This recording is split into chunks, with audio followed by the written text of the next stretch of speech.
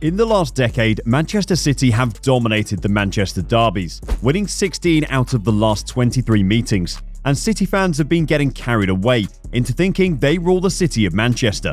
But we think there's a long way to go before they can take the title of the biggest team in Manchester. Join us as we look at why Manchester United still rules the city of Manchester, and why they may even win a derby or two, so stay tuned. Manchester United and Manchester City are two of the richest clubs in world football, arguably having spending powers that outstrip other European giants like Barcelona, Real Madrid and Bayern Munich. The Manchester derby is a matter of pride, confidence and, perhaps most importantly, local bragging rights. After years of being in United's shadow, Sheikh Mansour's takeover gave City fans a new lease of life. It would have been unthinkable for them to land a manager of Guardiola's stature even a decade ago. It's been one of the most remarkable stories in modern football. On September 1st, 2008, City was bought by Sheikh Mansour Abu Dhabi United Group, ADUG, changing the face of the club and the English game forever. A squad with Carlos Tevez, Emmanuel Adebayor, Kolo Touré and Jolien Lescott, assembled at great cost, should have been far better than it was. City was disorganised and going nowhere. Their owners had shown patience towards a manager who wasn't their choice and he deserved to go. Most clubs would have cut their losses at the end of Mark Hughes' first season. It took City longer, but did so in the end too. Roberto Mancini replaced him, and so began one of the most exciting and successful periods in the club's history. The Italian instantly shored City up at the back.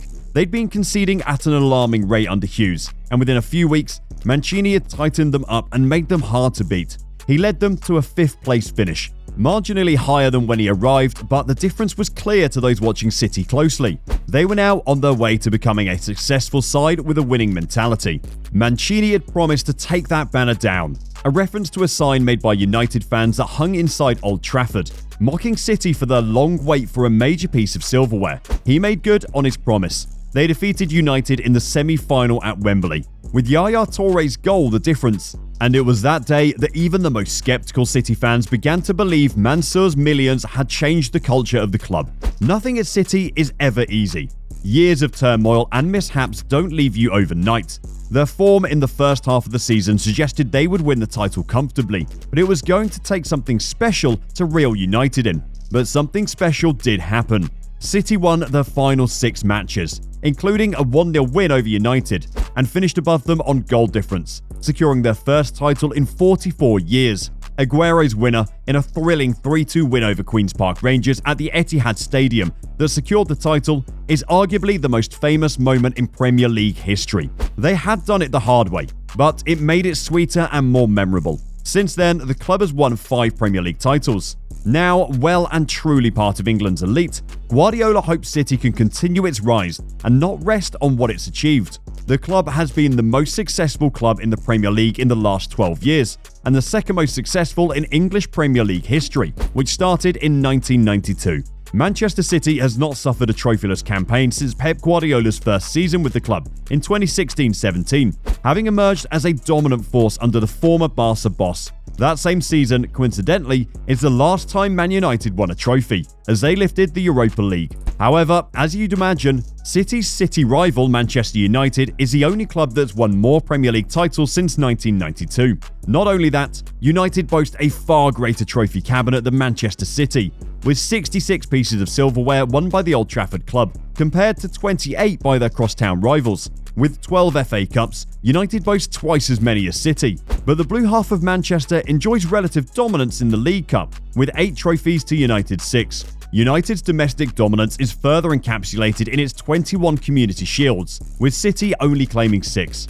City has yet to taste major success on the European stage, and their sole continental trophy came in 1970, when they won the Cup Winners' Cup. United, by contrast, has won 3 Champions Leagues, including European Cup, the Europa League, the Cup Winners' Cup and the UEFA Super Cup. Manchester United enjoyed success in the 1950s and 1960s, with the height of their dominance coming during the Sir Alex Ferguson era, which spanned the 1990s up until 2013. By contrast, much of City's success has come since their 2008 takeover by the Abu Dhabi United Group, with a significant cash injection helping boost the club's prospects on the pitch. The majority of City's league titles came after that, with 5 Premier Leagues adding to the 2 achieved in 1937 and 1968. A club's size is really based on three interlinked pillars that businesses take very seriously: their identity, support, and wealth. Identity, of course, comes from that notion of history, which basically means a club's lore and is what develops support outside a locality in the first place. Support then means, to put it crudely, a customer base and the kind of commercial potential that really fires football now.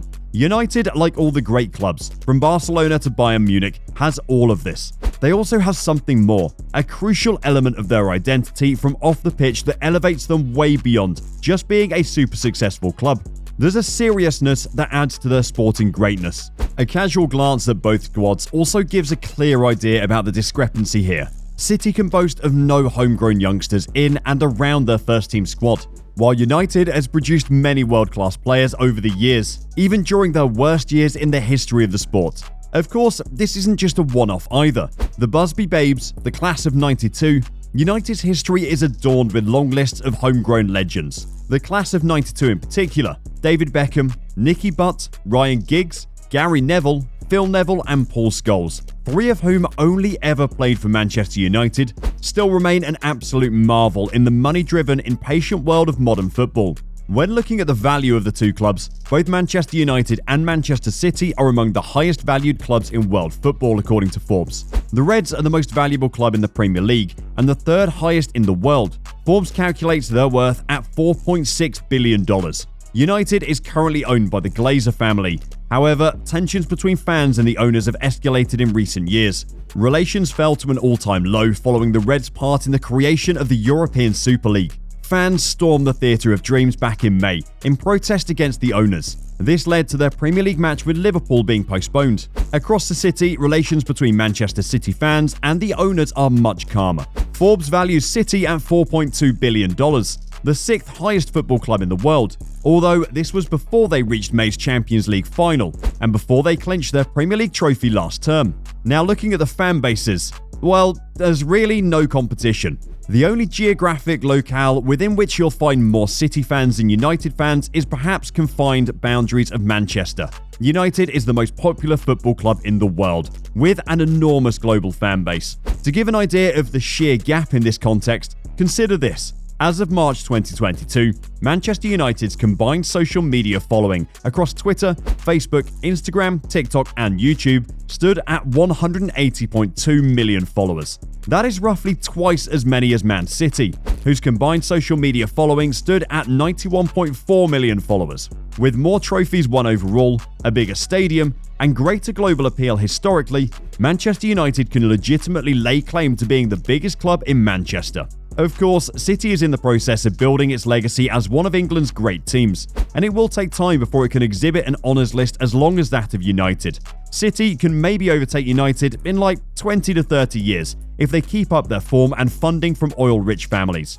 There is a huge question right now over whether the Old Trafford hierarchy runs their club as well as City's, but these are the kind of issues that huge influxes of money tend to eventually correct. This is what money really does in football. It's not that it creates 100% success all the time, it's that it will always give you the platform to get it right and dominate again. That will mean that United will almost certainly reclaim the top trophies over the next few years. It's also arguable that to really embellish what they are and deepen that emotional connection for the next generation of supporters, City needs two more things. They need truly global stars who can become club legends one day, and they need European Cups. Until then, Manchester United will always be the biggest club in Manchester.